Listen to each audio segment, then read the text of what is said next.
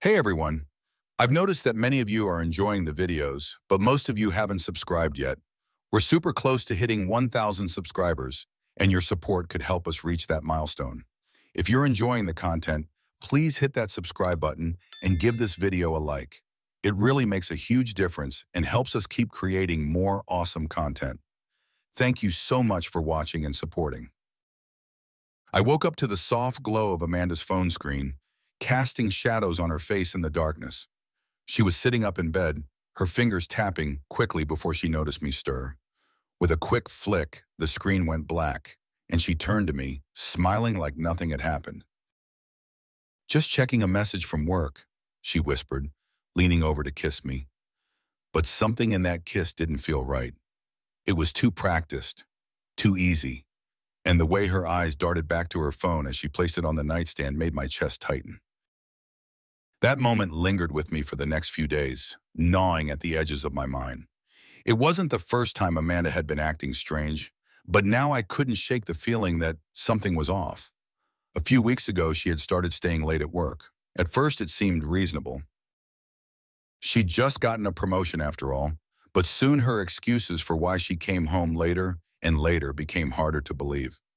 I found myself staying awake, waiting for the sound of the garage door creaking open, my heart pounding as each minute passed in silence. One morning, while sipping coffee at the kitchen table, I noticed Amanda's phone vibrating. I glanced over, catching a glimpse of a text before the screen dimmed. "Can't wait to see you again." My stomach dropped. "What's that?" I asked, keeping my voice steady. She didn't even flinch. "Oh, just a colleague. We've got a big project coming up." She smiled again, the same practiced smile from that night in bed. My fingers clenched around the mug. Amanda had never been great at hiding things. She thought she was subtle, but I could see it all. The way she'd dress up a little more before heading out, the way her phone was always face down when she was home, the way her laugh had become more distant when we spoke. And yet, every time I tried to confront her, that smile would come back. That smile that told me I was imagining things, that I was overreacting. But I wasn't. I knew something was wrong, I just didn't have the proof yet. One night as she came home hours late again, I stayed in the living room pretending to be engrossed in a book. I watched her carefully as she entered, slipping off her heels by the door and walking past me without a word. Her phone buzzed in her hand, and I saw her glance at it, smiling down at the screen before turning it off quickly. "How was work?" I asked, my voice tight. "Exhausting," she muttered, already heading toward the shower. I couldn't sit still any longer. As soon as the water started running, I slipped into our bedroom and checked her nightstand. Her phone was still there, charging, but locked. I knew the password, at least I thought I did, but when I tried it, the screen flashed incorrect. My pulse quickened. She'd changed it. That tiny action was all I needed to confirm what had been gnawing at me. She was hiding something, and I was going to find out what. Days passed, and my suspicions only grew. I felt like a shadow in my own life, observing every little thing Amanda did. I wasn't even sure if I wanted to catch her. Part of me hoped I was wrong, that maybe it was all in my head, but when I found the watch, all hope disappeared. It was a Tuesday evening, just after Amanda had left for another late meeting. I was cleaning up around the house, trying to distract myself, when I bent down to grab a sock from under the bed and saw it. A men's watch tucked just out of sight, the leather band worn and fraying. I picked it up slowly, staring at it like it might explode. It wasn't mine. I sat on the edge of the bed, turning the watch over in my hands. My mind raced. It wasn't like Amanda to be careless, but this was blatant, almost as if she wanted me to find it. When she got home that night, I watched her carefully, my heart thudding against my ribs. I said nothing. I just waited, observing, analyzing her every move. Days stretched into weeks, and I couldn't stop replaying that moment in my head. Amanda's dismissive smile, the way she brushed everything off like I was a fool. That smile had become a mask, and I was beginning to see the cracks beneath it. One evening, after she'd come home late again, I decided to test her. I casually asked, "Have you seen my watch? I can't seem to find it." Amanda glanced up from her phone, a look of surprise flickering across her face before she composed herself. No, I haven't. Did you check the bathroom? She didn't even hesitate, didn't falter for a second. I nodded, my suspicions hardening into certainty. She was lying to my face. But I wasn't ready to confront her, not yet. I needed more. I needed to be sure. That's when I started noticing all the little things. The way her laughter had changed, it wasn't the warm, genuine laugh I used to know. Now it was reserved, cautious, as if she was holding something back. Her phone was always glued to her side, even when she was just stepping out to check the mail. And then there were the nights when she'd leave for work dinners, coming back smelling of expensive cologne that I didn't recognize. I tried to talk to her, to feel out if something was wrong, but every conversation felt rehearsed. Her answers too quick, too perfect. And then just as quickly, she'd deflect, turning the conversation back to me. My schedule, my distractions. She was controlling the narrative, and I let her. But deep down, I knew. I knew that the woman I had married wasn't the same person anymore. Or maybe she never was. Maybe I had just been too blind to see it. The turning point came on a quiet Sunday afternoon. We were sitting on the couch, the TV humming in the background, when I glanced at Amanda's phone lying next to her. A text came in just for a moment, the name Alex, flashing on the screen before she quickly turned it over. My stomach tightened. I couldn't do it anymore. I couldn't sit here and pretend like I didn't see the cracks, like I wasn't being played. The doubt had consumed me, poisoned every thought, every glance, every breath. That night, after Amanda had fallen asleep, I lay awake, staring at the ceiling. I wasn't sure how much longer I could keep this up, this charade of normalcy. The more I thought about it, the more I realized I needed proof. Solid, undeniable proof that she was betraying me. And then I'd make her pay for every lie, every secret, every smile that mocked me. I made my decision in the early hours of the morning. I wasn't going to be the passive, oblivious husband anymore. I was going to take control. Amanda may have thought she had the upper hand, but she had no idea what was coming. She had no idea who I was when I was pushed to the edge. The days bled together after I made the decision. I barely noticed the passage of time. The moments between Amanda's movements and my own stretched thin, like a web I was spinning around her. Watching, waiting. Each lie she told, every excuse she made was another thread I wove into the trap I was slowly constructing. But there was no satisfaction in it, only a tightening knot in my stomach, a growing sense of being suffocated by my own thoughts. I started distancing myself from everyone, but it didn't matter. No one seemed to notice. Not my coworkers, not even Tony, who used to be one of my closest friends. We used to talk about everything, work, life, marriage. Now, when he asked me how I was doing, I gave him the same rehearsed lines Amanda had been feeding me. I'm good, I'd say, even though I was unraveling. Tony would nod, distracted by his own world, his own problems. He didn't pry, and I was glad for that. I wasn't ready to share the storm raging inside me. Amanda's behavior only grew more erratic. The late-night texts became more frequent, the whispered phone calls more secretive. She had perfected the art of smiling just enough to make me question myself, to make me doubt what I knew was happening. But I was done doubting. Every laugh that lingered too long after a text message, every touch of her phone made me sick. I would lie in bed next to her, the faint scent of someone else's cologne still clinging to her clothes, and wonder how long I'd been a fool. I started sleeping less, unable to quiet my mind. The nights were the worst. Amanda's shallow breathing beside me, a constant reminder of how far we had drifted apart. I'd get out of bed quietly, slipping into the living room, staring at the walls in the dark, trying to piece together a puzzle that didn't make sense. How long had she been seeing someone else? Who was this person? And how could I have missed it for so long? Every day the distance between us grew wider. I stopped talking to her unless I had to. My resentment festered, boiling under the surface. I wanted to confront her, to demand answers, but something held me back. Maybe it was fear. Fear that she would confirm what I already knew. Fear that once the truth was out, I wouldn't be able to control what came next. So I kept silent, letting the weight of suspicion crush me. One evening, Tony cornered me in the break room at work. "You've been off lately, man," he said, his tone light, but there was concern in his eyes. "You all right?" I wanted to laugh, to tell him how absurd it was that he, of all people, noticed. Instead, I shrugged. "Just work stuff, you know." Stress. It wasn't entirely a lie. The stress was real, but it wasn't from work. It was from the gnawing suspicion that my life was a carefully crafted illusion, and the reality was about to shatter. Tony studied me for a moment, then nodded. "If you ever want to talk, you know where to find me." He clapped me on the shoulder, a friendly gesture that felt foreign now. I watched him leave, feeling even more isolated. Talking wouldn't help. There was nothing left to say. I couldn't take it anymore. Every instinct in me screamed for answers, screamed for proof. I needed to know, needed to see it with my own eyes. That night, after Amanda left for another business dinner, I set the plan in motion.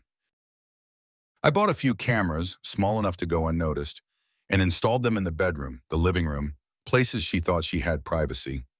I wasn't proud of it, but I didn't care about pride anymore. I cared about the truth. She didn't notice a thing. The next day, I watched her as she went about her routine, oblivious to the fact that I was watching her from the shadows of our own home. She kissed me goodbye before she left for work, that same cold, detached kiss I'd become used to, and I felt nothing. My hands itched to check the cameras, but I waited. I needed to bide my time, gather more than just a few fleeting images. This had to be concrete. That evening, while she was out again, I sat in my office, the monitor glowing in front of me. My heart pounded in my chest as I opened the footage. I wasn't prepared for what I saw. No amount of suspicion could have readied me for the reality. Amanda had brought him into our home, our bedroom. The man was tall, athletic, his hands all over her as they tumbled onto the bed. My bed. Her laughter, her joy, echoed in the room like a knife twisting in my gut. I stared at the screen, paralyzed by the rawness of it, the vivid detail. I could see everything. The way she looked at him, touched him, kissed him. My mouth went dry. My fingers clenched into fists as I fought the wave of nausea that washed over me. I didn't even know the man's name, but I hated him. I hated her more. She wasn't the woman I married. The woman on the screen was a stranger, laughing at the destruction she was causing. And it didn't stop there. Over the next few days, I collected more footage, more damning evidence. There were two other men. One I recognized as her ex-boyfriend from years ago. The other, a guy I'd never seen before, looked younger, cockier. Amanda didn't seem to care. She moved from one to the next like nothing mattered but her own twisted pleasure. I watched it all, unable to tear my eyes away. My world had been reduced to this, watching the woman I once loved betray me in the most intimate way possible. It wasn't just the physical act that hurt. It was the casualness, the way she laughed as if nothing mattered, as if I didn't exist. I turned off the monitor, my body shaking with rage. This was it, the final blow. There was no coming back from this. The man I was, Jake Walker, loving husband, reliable, stable, died that night.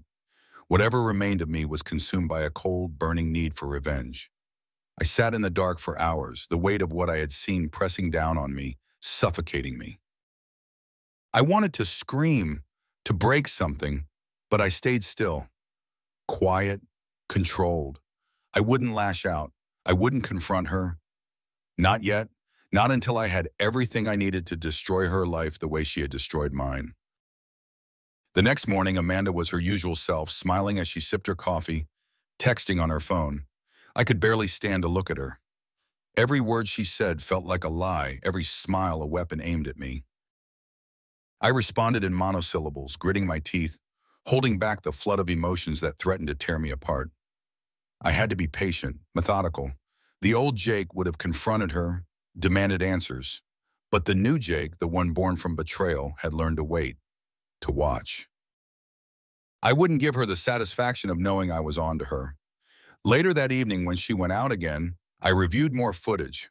I didn't need to, but something about watching her sins unfold in front of me kept me grounded, kept me focused. I couldn't afford to lose myself to the rage, not yet. I needed it to fuel me, to push me toward the endgame. Days turned into weeks. My nights were spent collecting evidence, piecing together her lies, while my days were a charade of normalcy. Amanda continued her routine, oblivious to the fact that her world was about to crumble. The cameras caught it all, the late-night trysts, the careless conversations, the secret phone calls. I had everything I needed, but something inside me had changed. The man who had once believed in love, in loyalty, was gone. I felt hollow, numb. There was no more hurt, no more heartbreak. Only the cold, calculating part of me remained, the part that wanted to burn it all down. I watched her one last time on the screen, laughing, her body entangled with another man's.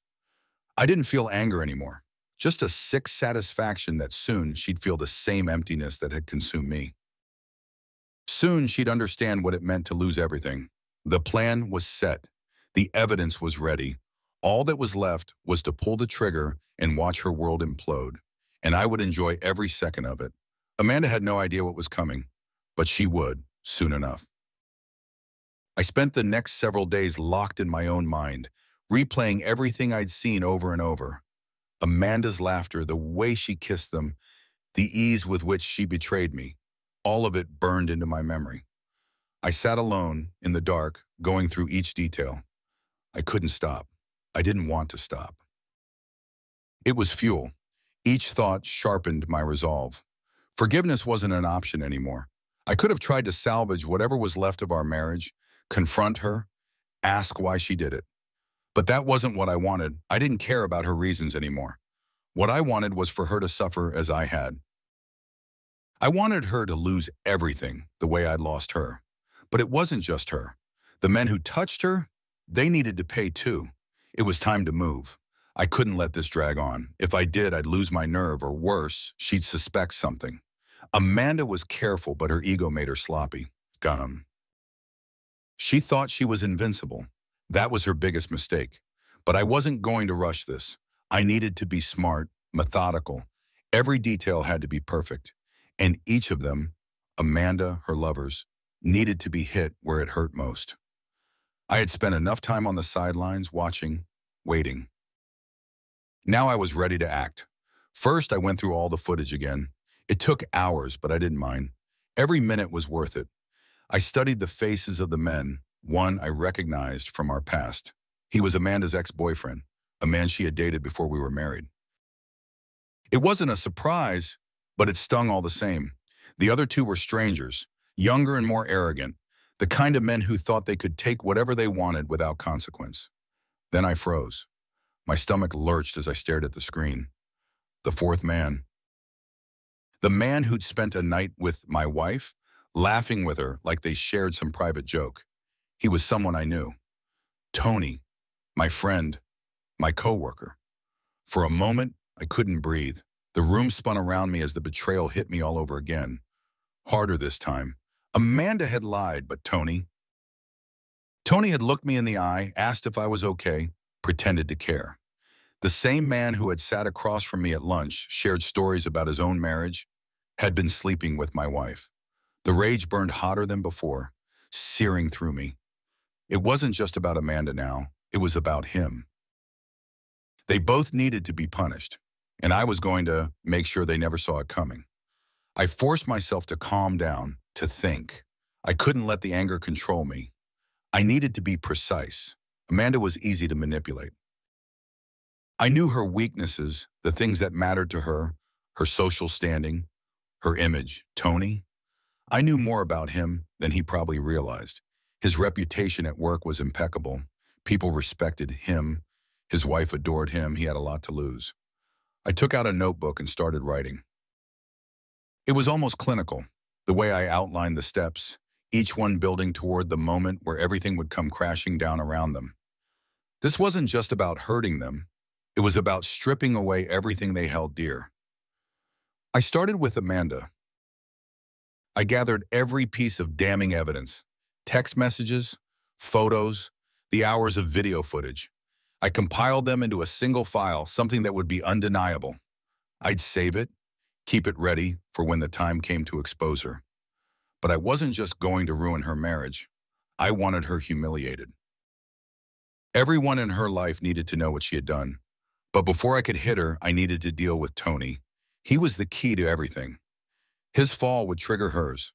I knew his wife, Melissa. She was kind, trusting. She'd never see this coming. It would destroy her. And Tony? He'd lose everything, his marriage, his job, his friends. I spent the next few days researching Tony, making sure I knew exactly how to dismantle him. I didn't just want to expose him. I wanted to crush him. His wife adored him, saw him as the perfect husband. His coworkers respected him. But none of that would matter once I was done. I compiled the footage of him and Amanda, edited it down to just the right moments, making sure there was no way he could deny what he had done. Then I sent an anonymous message to Melissa. It was short and to the point. You deserve to know the truth about your husband. Watch the video. I attached the file, then hit send. The next morning I arrived at work early, waiting. I kept my head down, trying to act normal, but inside I was vibrating with anticipation. By noon, the entire office knew. Tony's wife had found the video and she had lost it. She stormed into the building, screaming at him in front of everyone. The scene was ugly, just like I'd imagined it would be. She slapped him, demanded to know how he could betray her like that, and threw the wedding ring at his feet. He was too stunned to say anything, too embarrassed to deny it. His coworkers stared, whispering. No one would look him in the eye. His spotless reputation was gone. Tony's life had crumbled in a matter of hours, and it felt good. Watching him suffer, watching the confusion and anger in his eyes as his world fell apart, it was satisfying in a way I hadn't expected. But it wasn't enough. Not yet. I still had Amanda to deal with. And now that I had brought Tony down, I was ready to move on to her. The plan for Amanda was more elaborate. I had to be careful. She was more cunning than Tony, and if she caught on too soon, she'd find a way to turn it around. I couldn't let her do that. So I bided my time, keeping my distance, pretending everything was fine between us. But behind the scenes, I was working. I compiled all the evidence against her, videos, screenshots of text messages, photos. I created a dossier, something that would destroy her social life, her career, everything she cared about. Then I started reaching out to people in her social circle, planting the seeds of doubt. I sent anonymous messages to her friends, hinting at what she'd been doing, encouraging them to ask her questions. It was subtle at first, just enough to make her feel the walls closing in. It worked. Amanda started to get paranoid. She would look at me differently, as if wondering if I knew. Her friends stopped calling as often, and I could see the panic setting in. She became more cautious, but it was too late. The damage was done. When the time was right, I sent everything, the videos, the messages, the proof of her affairs, to every single person we knew. Her family, her friends, her co-workers. I left nothing out. The evidence was too overwhelming to deny. The fallout was swift. Amanda's phone blew up with calls and messages, her friends demanding answers. She tried to defend herself at first, but there was no defense. Her reputation, her carefully curated image, was shattered. People started to distance themselves from her, and the whispers followed her everywhere she went. And I watched it all from a distance, feeling that same cold satisfaction I'd felt with Tony. Amanda had lost everything, just like I wanted. But something gnawed at me. Even as I watched her world crumble, even as I saw her struggle to maintain the last threads of control, there was an emptiness inside me. I had spent so long planning this, imagining her downfall, that I hadn't considered what would come next, what came after revenge. That night, as I lay in bed, listening to the sound of Amanda crying in the next room, I realized something. I didn't feel victorious. I didn't feel triumphant. I felt nothing. The emptiness that had filled me after I discovered her betrayal was still there, as deep and hollow as before. But I couldn't stop now. I had gone too far to turn back. The plan was still in motion, and there was no undoing what I'd set in motion. I couldn't sleep that night. Amanda's crying echoed through the house, and I felt nothing. I stared at the ceiling, my mind working through every detail, every move I had left to make. Tony was ruined. Amanda was halfway there, but there was still more to do. The next morning, Amanda avoided me, moving through the house like a ghost. Her phone never left her hand. She kept checking it, waiting for the next bomb to drop. I knew she was losing control, and it was satisfying to watch. But I wasn't finished. Her other lovers were more complicated. Tony had been easy to destroy. His life was built on a facade of respectability, and once I cracked that, everything fell apart. But Amanda's other men, they were different. Younger, reckless. They had less to lose, which meant I needed to be careful. I couldn't afford a mistake now. The first guy, her ex-boyfriend, had a wife and kids. He seemed stable enough, but there were cracks. Amanda had kept him on the side for a reason. He was weak. His job at a local finance firm meant he had a lot to lose, just like Tony. I decided to go after him the same way. I spent hours piecing together the footage, editing it down to just the right moments, making sure his face was clear, undeniable. Then I found his wife's email, sent her the video anonymously, and waited. The fallout was immediate. By lunchtime, I'd heard from Amanda's whispered phone calls that his wife had confronted him. I imagined the scene, her shouting, demanding answers.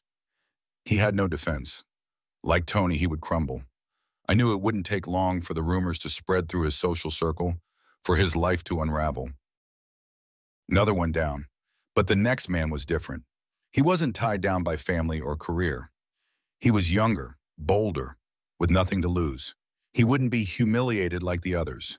He'd fight back, deny it, maybe even confront me. I needed to approach this carefully. I spent days watching him, studying the way he moved, the way he interacted with Amanda. He was careless, cocky. I found his weak spot eventually, his connection to a local gym where he worked as a trainer. His reputation there was everything. It was his domain, where he had control, and I knew exactly how to destroy him. One night after Amanda left for what she claimed was a meeting, I hacked into the gym's online reviews, posting the video in the comments section.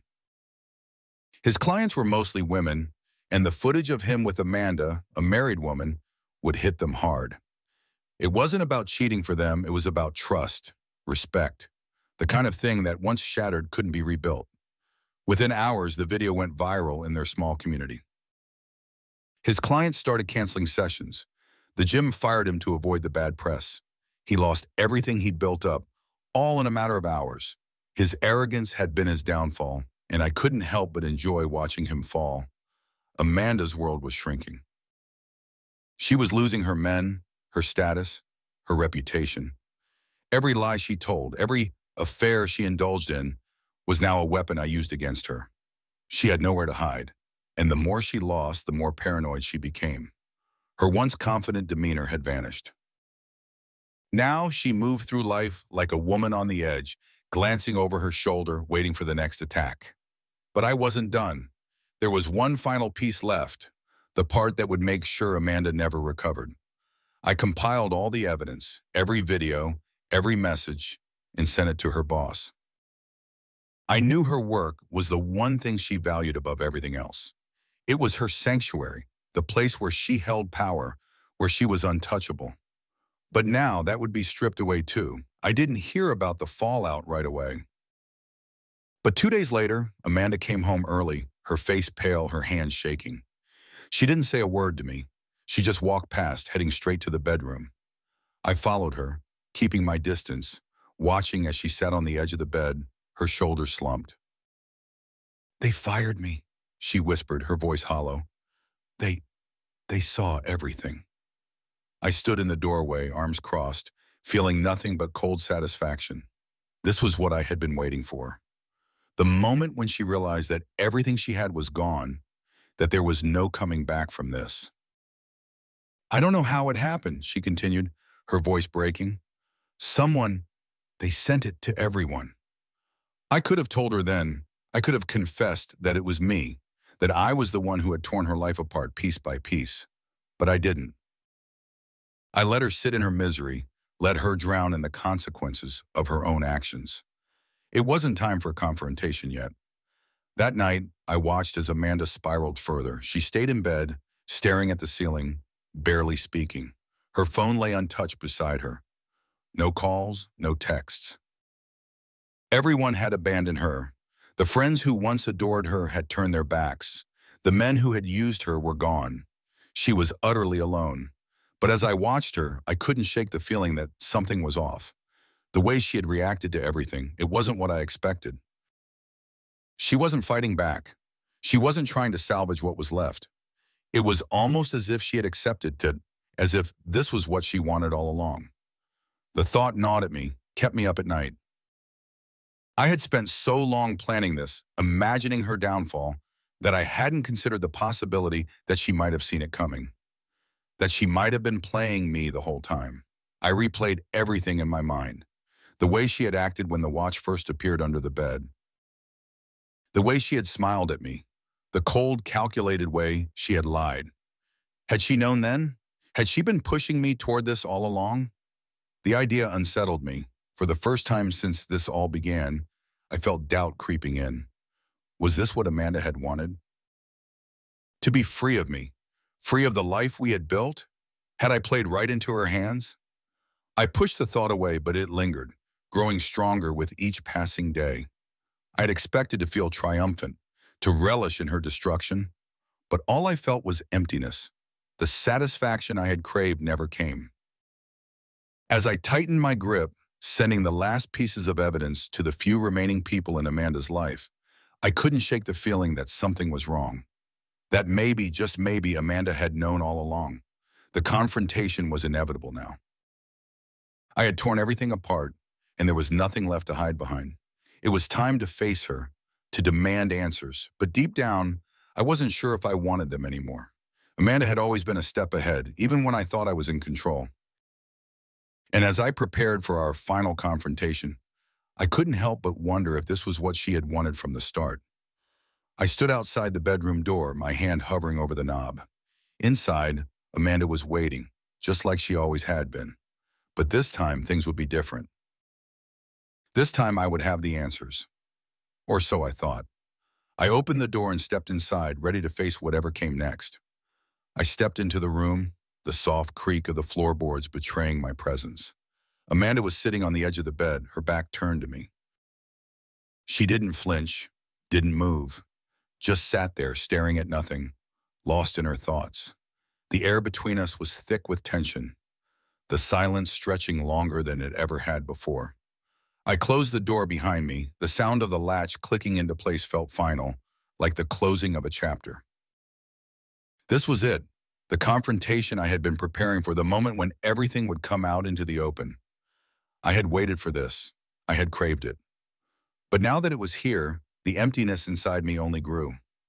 Amanda didn't turn to face me, and that stung. She knew I was there, could feel the weight of my stare, yet she wouldn't even acknowledge me. I felt a sudden rush of anger, but forced myself to stay calm. I needed control. "We need to talk," I said, my voice sharp, cutting through the quiet. Slowly, Amanda stood up. She moved with a grace that seemed wrong, given everything that had happened. She turned to face me, her eyes cold, indifferent. There was no remorse, no shame, just a hollow emptiness that mirrored my own. "Talk about what?" she asked, her voice flat. I clenched my fists, feeling the heat rise in my chest. She was playing dumb, trying to act as if she didn't know what I meant. I wouldn't let her get away with that. "You know exactly what this is about, Amanda." My words came out through gritted teeth. "I've seen everything. Every lie, every betrayal. I know what you've done." Her expression didn't change. No shock, no fear, just the same vacant stare. "And what exactly do you think you know, Jake?" she asked, folding her arms across her chest. There was something unsettling about the way she stood there, so calm, so composed. I felt the rage bubbling beneath the surface, but I forced it down. I wasn't going to let her turn this into some kind of game. I had waited too long, endured too much, to let her twist this around. "I know about Tony," I said, taking a step closer. I know about the others. I know everything. The cameras, the texts, the videos. You thought you could get away with it, didn't you? Amanda raised an eyebrow, the faintest hint of a smirk, tugging at the corner of her lips. It was that smile, that same dismissive smile she had given me so many times when I questioned her late-night texts, her sudden absences. The smile that made me doubt my own suspicions, that made me feel like I was going crazy. Well, she said, her voice dripping with sarcasm, looks like you finally figured it out. Her words hit me like a punch to the gut. She wasn't even trying to deny it. There was no apology, no attempt to explain herself. Just a cold, mocking acknowledgement that I had finally caught on to what she had been doing all along. I took another step toward her, the space between us closing. Why, Amanda? Why do this? We had a life together. We had something real, and you threw it all away. She laughed. A short, bitter sound that filled the room with its cruelty. Something real? She repeated, shaking her head. You really think what we had was real? You think our marriage was some kind of fairy tale? She stepped closer, her eyes narrowing as she looked at me, her voice turning venomous. It was a joke, Jake. We were a joke. Her words pierced through me, sharper than any knife. I felt my chest tighten, my throat close up, but I didn't let her see the hurt. I couldn't. You've ruined everything, I said, my voice low, barely above a whisper. Everything we built, everything we had, it's gone because of you. Amanda shook her head again, this time with a look of pity on her face. It infuriated me. You're so pathetic, Jake, she said, her voice soft but filled with disdain. You think this is all about you? You think I cheated because of something you did? God, you've always been so clueless. I felt the anger rise again, the need for answers, for justification. Then why, Amanda? Why go behind my back? Why lie? Because I was bored, she said simply, shrugging as if it were the most obvious answer in the world. You were never enough. I wanted more. I deserved more. And I got it. Her words hung in the air, each one like a blow to the chest. I had expected her to throw excuses at me, to try and justify what she had done. But this was worse. She didn't regret it. She didn't care. She had never cared. I took another step, standing inches away from her now, my fists clenched at my sides. You think you're going to get away with this? You think you're just going to walk away after everything you've done? Amanda's smirk returned. I don't need to get away with anything, Jake. You've already lost. You lost the moment you started caring, the moment you believed in us. I felt something snap inside me. The months of suspicion, the betrayal, the planning, it all came crashing down in that moment. My mind raced, but the clarity I had sought never came. Instead, all I felt was a void. You think you're in control here? I said, my voice cold. You think you can just walk away from this and start over? Everyone knows now. Your friends, your co-workers, they've seen the truth. You've lost everything, Amanda. She didn't flinch. If anything, she seemed amused. I never needed them, Jake. I never needed you. Her voice was ice. The truth is, I was done with this marriage long before you figured it out. You were just too blind to see it. The finality of her words hit me harder than I expected. I had spent so long building this plan, tearing her life apart piece by piece, but now standing here I realized it didn't matter. None of it did. She had already moved on, already disconnected from everything I had tried to destroy. I stepped back, feeling the weight of it all crushing me. The victory I had imagined tasted like ash. Amanda stood there, victorious in her own way, untouched by the ruin I had tried to bring down on her. What now, Jake? She asked, her voice mocking. You've torn my life apart, right? You've done everything you could to destroy me. So what are you going to do now? Hit me? Scream? You think that's going to fix anything? I didn't answer. I couldn't. I had no more moves left, no more plans. I had reached the end, and it was nothing like I had imagined. Amanda's smirk faded, her eyes narrowing as she took a step closer to me. You're nothing without me, Jake. You never were. And now you're even less. I felt my chest tighten again, but this time it wasn't from anger. It was from the realization that she was right. I had built my entire life around her, around this marriage, and now that it was gone, I had nothing left. Nothing but the ruins of a life I had thought was real. Amanda turned away from me, heading for the door. "I'm leaving," she said over her shoulder, her voice casual. "There's nothing left here for either of us." I watched as she walked away, disappearing down the hall without a backward glance. The house was silent again, the weight of her absence settling over me like a shroud. She was gone.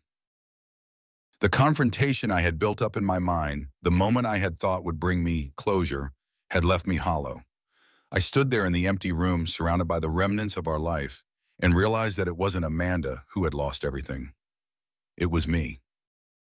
I had destroyed her life, but in the process I had destroyed myself too, and now, standing in the ashes of what once was, I was left with nothing but regret. The house felt empty.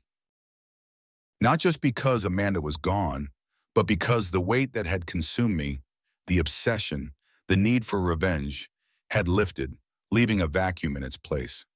I stood in the silence, staring at the remnants of our life together. Everything I had worked for, every bit of destruction I had caused, now seemed hollow. The rush of satisfaction I had expected never came. Instead, all I felt was exhaustion, the kind that seeps into your bones, heavy and cold. My revenge was complete, but it hadn't filled the emptiness I thought it would.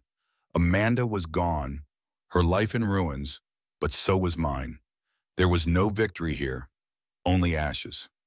For days I drifted through the motions of my life, unsure of what to do next.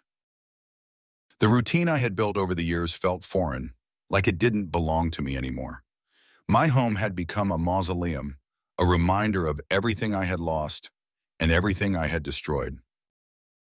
The walls that once echoed with laughter were now steeped in silence, and the absence of her presence haunted me. I tried to focus on small tasks, hoping to distract myself, but every corner of the house reminded me of her. The kitchen table where we once sat and talked about the future. The bedroom where I had first discovered her betrayal. Even the living room, where we pretended to be a happy couple in front of friends, felt like a stage where we had both been acting. The realization hit me in waves. I hadn't just lost Amanda, I had lost myself. The man I had been before all of this, the man who believed in love, in loyalty, in trust, was gone. What was left was a shell, someone who had allowed hatred and revenge to consume him, only to be left with nothing once it was all over. I tried to justify it to myself, telling myself that Amanda had deserved it, that the men who had betrayed me alongside her had deserved it. But the truth was, no matter how much pain I inflicted, it didn't erase the hurt. It didn't make me feel whole again. All it had done was strip me of the person I thought I was. I hadn't spoken to anyone since Amanda left. I didn't know how to explain what had happened, how to admit to myself that I had orchestrated her downfall. The thought of confiding in someone, anyone, seemed impossible. How could I tell them that my revenge had left me feeling more lost than ever? Tony had tried to reach out. His text had been short, asking for an explanation, but I didn't respond. There was nothing left to say. He had already lost everything, just like Amanda. The destruction I'd unleashed had run its course, leaving behind broken lives in its wake. A week passed before I finally left the house. I couldn't stand being inside any longer, surrounded by the reminders of what I'd done. The autumn air was crisp, the kind that stings your lungs with each breath. I walked aimlessly, letting the streets guide me, not knowing where I was headed. The town felt different now, darker somehow, as if the weight of my actions had seeped into everything around me. I ended up at the park, the one Amanda and I used to visit when we first got married. It had been our place, a quiet spot where we could escape the world and just be together. Sitting on the bench, I closed my eyes, remembering those early days before everything went wrong. Back when I thought we were happy. But that was the thing, wasn't it? I had thought we were happy. I had convinced myself that we were perfect, that our marriage was solid, and that Amanda loved me. And maybe she did once. But that didn't change the fact that somewhere along the way, we had lost each other. The realization came slowly, like a wound that had been festering. waiting to burst open. This wasn't just Amanda's fault. It wasn't just about her infidelity or the lies she had told. I had played my part too. I had been so caught up in the idea of what we were supposed to be that I hadn't seen what we had actually become. I had ignored the signs, buried the doubts, and when everything finally came crashing down, I had chosen revenge instead of trying to understand where it had all gone wrong. For the first time since this all began, I felt something close to regret. Not for what I had done, but for what I hadn't done. I hadn't fought for us. I hadn't tried to fix it. Instead, I had let the anger take over. Let it consume me until there was nothing left. And now, standing here alone, I realized that I had been fighting a battle I couldn't win. I thought about calling someone. A friend, a colleague, anyone who could help me make sense of this. But the truth was, no one could. This was my mess, my destruction, and I had to face it on my own. I walked back to the house that evening, the sun setting behind me, casting long shadows across the street. It felt like the end of something, but I didn't know what came next. The life I had built with Amanda was over, but I wasn't sure if I was ready to let go of it. How do you move on from something that has defined you for so long? The house was dark when I stepped inside, the cold silence wrapping around me like a blanket. I stood there for a moment, taking it all in, feeling the weight of the past few months settle on my shoulders. And then slowly I walked to the bedroom. I sat on the edge of the bed, the same place Amanda had sat during our final confrontation. And for the first time in weeks, I let myself feel the full weight of everything. The anger, the betrayal, the sadness, it all came rushing back, hitting me like a tidal wave. But this time I didn't try to push it away. I let it wash over me, let it fill the emptiness inside me. I stayed there for hours, lost in my thoughts, until finally the tears came. Quiet at first, then harder, until I was sobbing, my whole body shaking with the force of it. I cried for what I had lost, for what I had destroyed, for the man I used to be. And when the tears finally stopped, I felt something I hadn't felt in a long time. Relief. The weight that had been pressing down on me for so long had lifted, if only slightly. I wasn't whole, not yet, but I was no longer drowning in the emptiness. For the first time since this all began, I could see a way forward, a way to rebuild. It wouldn't be easy. The scars would always be there, reminders of the darkness I had allowed to take over. But I could live with that. I had to. There was no going back, no undoing what I had done. But there was a future, and for the first time, I could see it. In the weeks that followed, I started to pick up the pieces of my life. Slowly, carefully, I began to rebuild. I reached out to friends I had pushed away, reconnected with family I had ignored. I didn't tell them everything. Some things were too dark to share, but I let them in, just enough to remind myself that I wasn't alone. I found a therapist, someone I could talk to, someone who could help me make sense of the mess I had created. It wasn't easy. The guilt, the regret, the anger, they were all still there, simmering beneath the surface. But with each session, I learned to face them, to accept them as part of who I was now. Amanda had been right about one thing. I wasn't the man I used to be. That version of me was gone, lost in the wreckage of our marriage. But that didn't mean I couldn't find something new, something better. The house didn't feel as empty anymore. It was still quiet, still a little too big for just one person, but it no longer felt like a prison. It was my space now, a place where I could heal, where I could figure out who I wanted to be. As I sat on the porch one evening, watching the sun dip below the horizon, I felt a strange sense of peace. I wasn't fixed, not by a long shot, but I was on my way. And for the first time in a long time, I felt hopeful. Hopeful that maybe, just maybe, there was life beyond the darkness. And as the last rays of sunlight disappeared, I realized something important. I had survived. I had walked through the fire, and though I was scarred, I was still standing. There was strength in that, a new beginning, one step at a time.